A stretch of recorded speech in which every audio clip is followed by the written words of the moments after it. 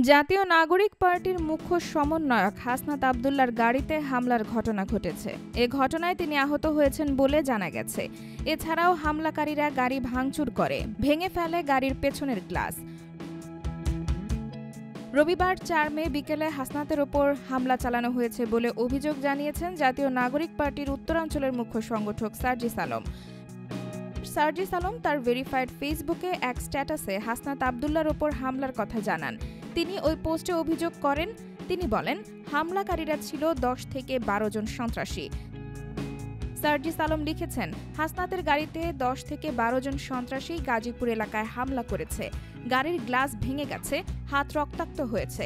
আশেপাশে যারা আছেন হাসনাতকে প্রোটেক্ট করুন, লোকেশন দিচ্ছি। এনসিপির জ্যেষ্ঠ যুগ্ম আহ্বায়ক আরিফুল ইসলাম আদিব গণমাধ্যমকে জানিয়েছেন, ঢাকার দিকে আসার সময় গাজীপুরে চান্দনা চৌরাস্তা এলাকায় পেছন থেকে ১০ থেকে ১২টি মোটরসাইকেল এসে সন্ত্রাসীরা হাসনাতের ওপর হামলা করে। এতে হাসনাত আহত হয়েছেন। বর্তমানে তিনি ঢাকায় ফিরেছেন। সন্ধ্যায় নিজের ফেসবুক আইডিতে দেওয়া এক পোস্টে এনসিপির আরেক নেতা আব্দুল হান্নান মাসুদ বলেন, গাজীপুরের চান্দনায় হাসনাত আব্দুল্লাহর গাড়িতে হামলা হয়েছে। আশেপাশে যারা আছেন দ্রুত এগিয়ে আসেন প্লিজ।